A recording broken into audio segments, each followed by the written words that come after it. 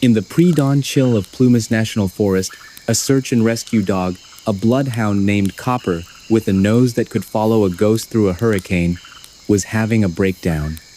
He cast his head left, then right, his long ears sweeping the frosted pine needles. He whined, a low, confused sound that vibrated up the taut leash to his handler's gloved hand. He would follow the trail of boot prints, clear as day, in the damp earth, for about 15 yards, down an old, forgotten wagon road. Then he would stop. He'd circle, snuffling frantically at the cold air, his powerful lungs pulling in a universe of information, pine duff, wet stone, the scent of a passing fox, everything except the one thing that mattered. He would return to the exact same spot, the location of the last clear boot print, and whine again before finally sitting down, a gesture of profound, instinctual defeat. The scent hadn't faded. It hadn't been crossed or masked. It had, for all intents and purposes, simply ceased to exist. Hey friends, you're in Dreamcatcher Stories, your cozy corner for stories that got lost along the way. Hit me up in the comments and tell me how this one hits you. Now, let's get sneaky and peek behind the curtain. Before he was a ghost story, he was a man who believed in solid things. His name was Talbot Hargreave, but everyone in the small town of Quincy, California, just called him Tal. He was in his late 30s, a lean man with a carpenter's hands and a quiet, deliberate way of moving through the world. He ran a small restoration shop, a place that smelled of sawdust and linseed oil, where he brought splintered chairs and forgotten tables back to life. He understood the logic of wood, the honesty of a well-made joint.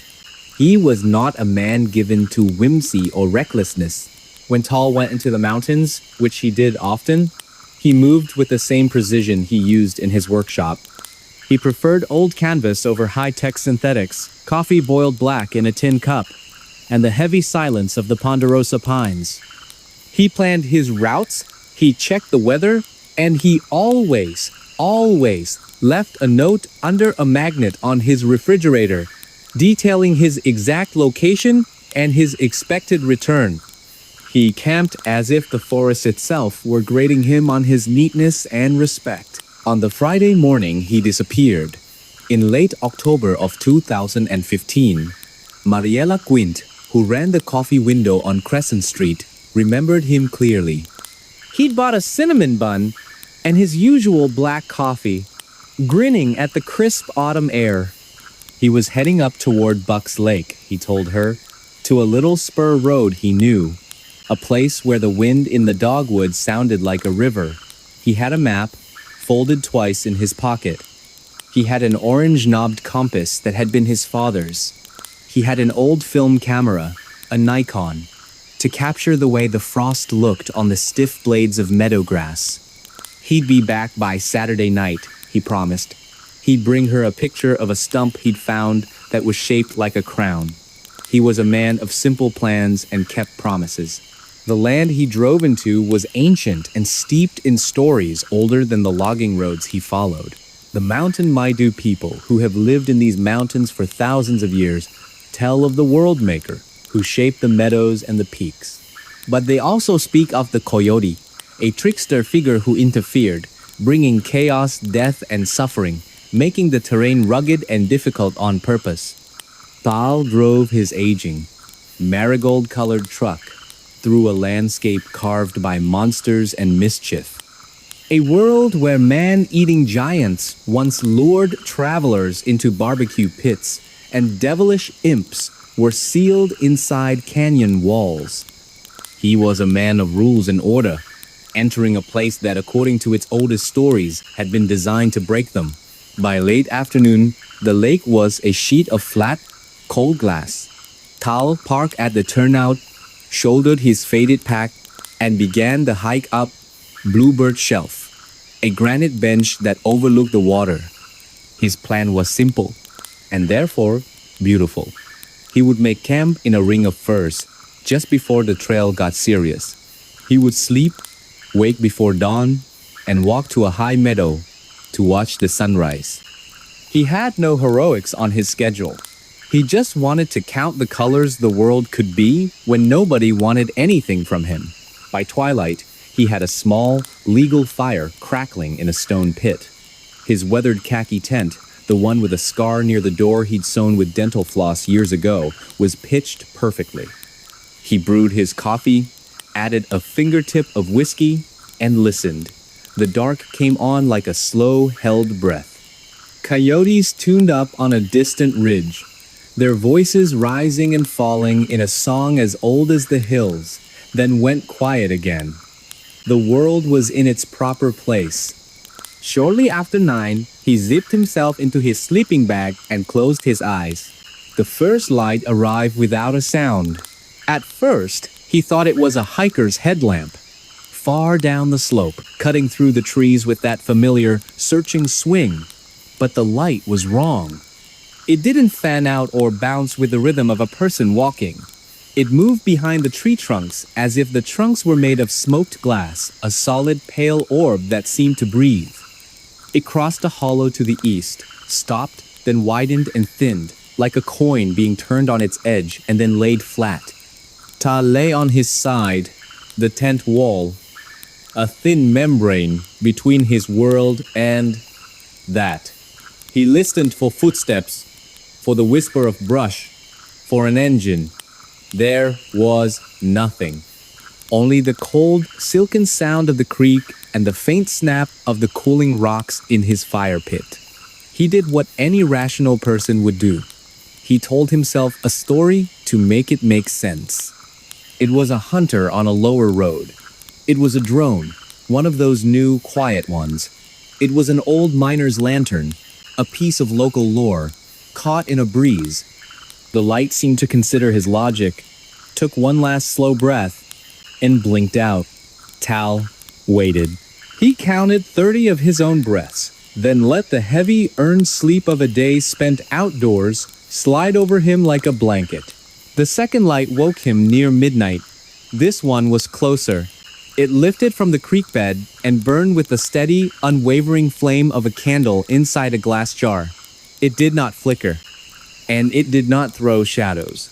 That was the first thing that truly broke the lock on his rational mind. He held up his hand, a few inches from the tent wall, and saw no crisp, dark outline of his fingers. The light illuminated, but it did not cast darkness. The air grew still. The ceaseless hum of insects went silent. The light paused near his fire ring, as if contemplating the circle of cold ash. Then it rose, by a hand's breadth, and made a slow, deliberate turn. There was no sound of a footstep, no crunch of gravel, no drag of a branch. It didn't ring any of the bells the mind uses to categorize the world and stay calm. Tal whispered a curse he wouldn't remember later. His mouth was suddenly bone dry. The light drifted toward his tent. There is a moment that can happen on a night deep in the wilderness when the air itself feels like a long hallway, and you feel like you are both inside and outside of your own life, a spectator to your own fate. Tal's hand, trembling slightly, found the zipper. He pulled it down just a hand's width. A sliver of cold air slid in like a knife blade. The light hovered just beyond the flap. It was not a ball of light, but a shape, like a slow heart pulsing, small, then full. A pale, amber color. It carried a low hum that wasn't a sound, but more the memory of one, a vibration you felt in the bones of your jaw. He put his face to the gap and inhaled. The air smelled of wet stone and something like metal warmed by the sun, though the sun had been gone for hours. The light answered his proximity by shrinking, then brightening, then pulling itself into a thin, impossibly bright thread before slipping past his line of sight, gone. Tal fell back onto his sleeping bag, his heart a frantic drum against his ribs. He felt a wave of relief so profound it was dizzying. But he also felt something else, something cold and strange. He felt like he had been seen, weighed, counted. He told himself he would mark the spot in the morning. He would write the time in his notebook. He would not let the forest rearrange his memory. What the searchers would later piece together from the disturbed moss and the faint scuffs in the dirt suggested that Tal stepped out of his tent a little before 1 in the morning. The light had come back a third time. It was brighter now, and farther away, down on the lower slope by a dead, skeletal tree. The night had that deep crystalline quiet that makes a single snapped twig sound like a window breaking. He stepped into his boots but didn't lace them. He slid his arms into his jacket. If he took his camera, no one ever found it. If he took his compass, it was never recovered. He stood in the open, the cold air turning his breath to smoke, so still that frost began to slick the dark hairs on his head. The light down below lowered until it almost kissed the ground, as if bowing. It stretched into an oval, then into a strange, narrow mouth of brightness. Then it returned to its slow, pulsing heart. It turned once, the way a bird will turn mid-air to remeasure a wind, an invitation written in a language without words. Tal took a step downhill, then another, then a third. He was following. In the old folklore of the world, from the bogs of Ireland to the swamps of Louisiana, there are stories of ghost lights, of corpse candles, of the will-o'-the-wisp. They are described as mischievous, sometimes evil lights that lure unsuspecting travelers from their path and lead them to their doom. Tal, the man of logic and straight lines, was now following one. He moved past the grinning stone, past his fire circle, across a small spill of loose rock where his boots scraped softly. He should have turned back. Every instinct, every bit of his woodsman's training screamed at him to turn back. But the light kept its steady, patient pace. And Tal, who had raised barns and driven through blizzards, who felt sure of his place among living things, could not convince himself that he was not being asked a question he was meant to answer. The light glided down into an old wagon road. A deep cleft in the slope cut so long ago that lichen had claimed ownership of the ruts. It paused there, resting exactly where the ruts were deepest, as if it had arrived at its destination. Tal came to the edge of the road and stopped. He tasted rust in his mouth and thought bizarrely of the coffee cans full of nails in his workshop. He thought of how they looked when the afternoon sun lit the dust motes dancing above his workbench. A profound and inexplicable sadness washed over him. He was grieving something he had not yet lost. This is what the deputy's official report would later say. Each word a cold, hard stone dropped into a well of silence. The tracks proceed down the old wagon road for approximately 15 to 20 yards, grow irregular, then stop. The ground past the final boot print is undisturbed. The rocks on either side are unturned. No sign of a slide, no drag marks, no animal prints. The pine needles forward of the last boot print are undisturbed and lightly frosted. No sign of a scuffle. No blood. No debris. The prints end. Talbot Hargreave did not come back to his tent. The fire ring stayed neat. The coffee tin sat where he had left it. The map was on a stump with a pine cone used as a paperweight. By late morning, a fisherman, casting for trout in the lake below, noticed the unattended camp. He called out, his voice swallowed by the immense quiet. He called a second time. The third time, his voice was thin with an unease he couldn't name. He followed the boot prints to the wagon road and found the place where they ended, like a sentence cut short with a blank page. He did the correct thing. He walked back to his truck and drove until his phone found a whisper of service. He told the dispatcher what he had seen and what he had not. He used the word strange only once. He used the word quiet 3 times. The search and rescue operation was a model of efficiency. They established a staging area at the turnout. a small city of trucks and orange vests blooming against the green wilderness.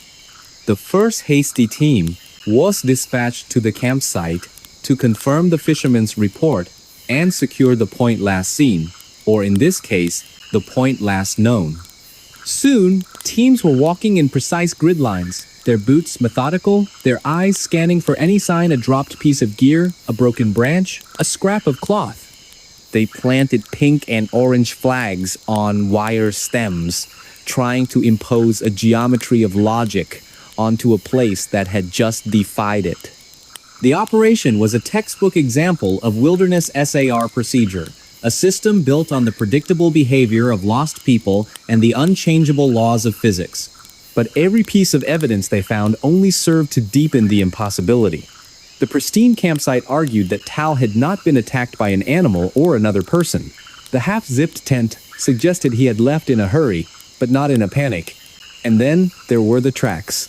Over and over, the teams came back to the wagon road. The K9 units, brought in to follow the scent trail, would eagerly track from the tent, their tails high, right up to the last boot print. And there they would stop.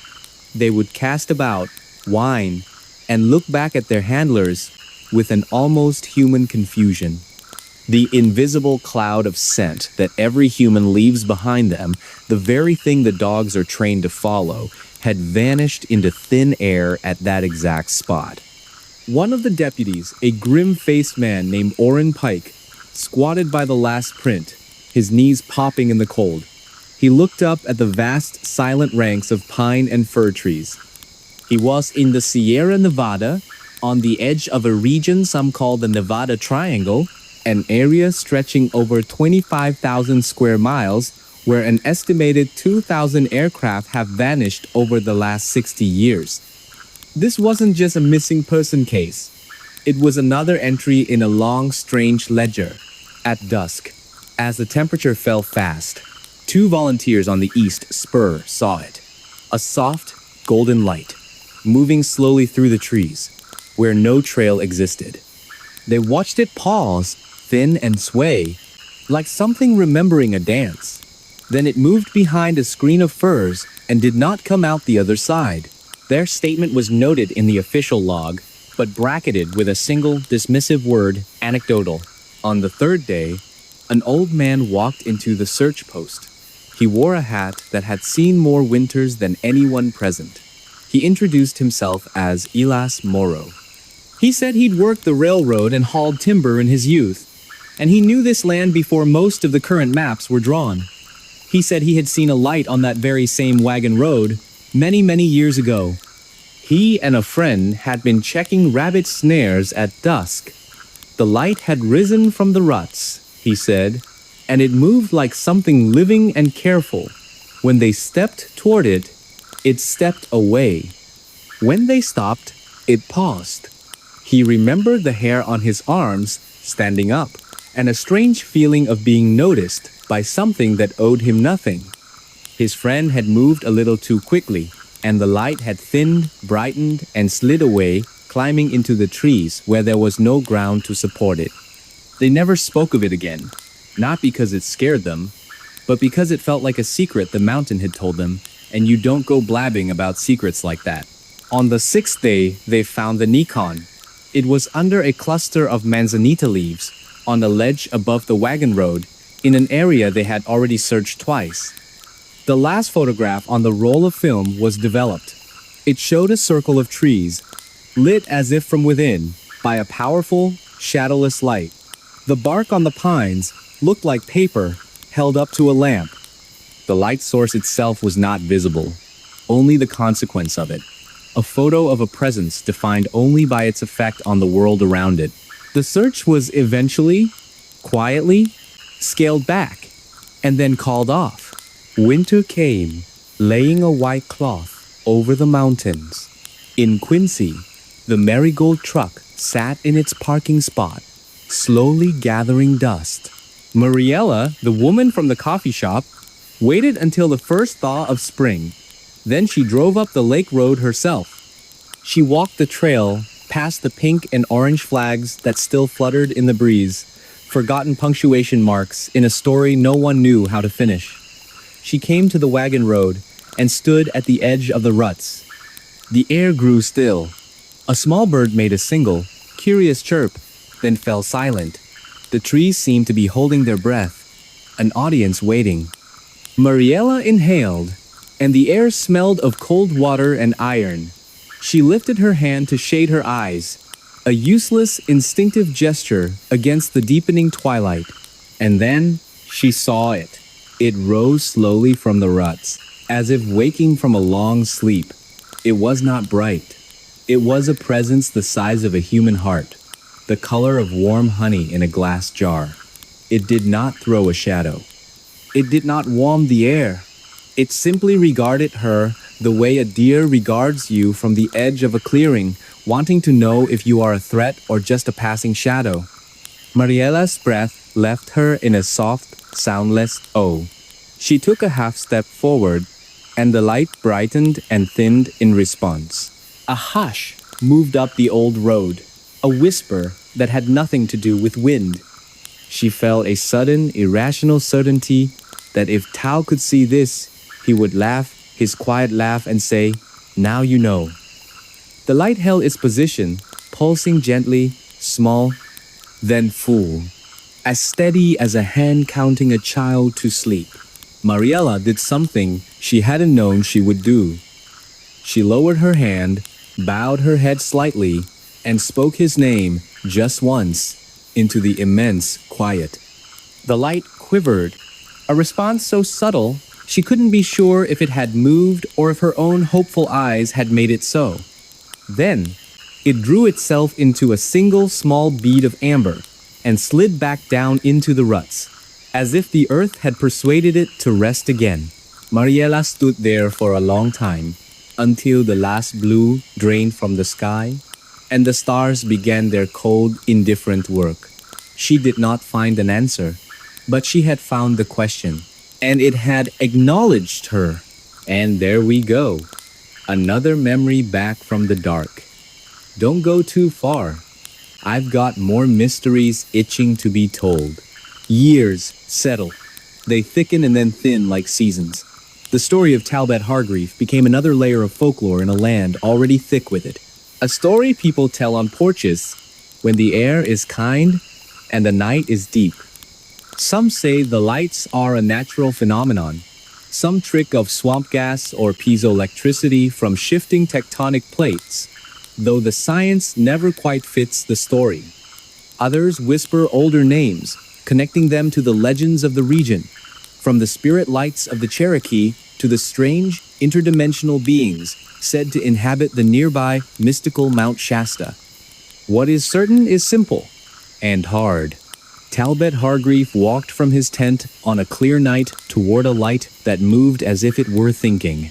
He stepped onto an old road, and then he stepped out of our world. His footprints ended. His leaving did not. What do you think happened to Tal? Was it a will-o'-the-wisp? Something from another dimension? Or a natural phenomenon we don't understand yet? Let me know your theories in the comments below.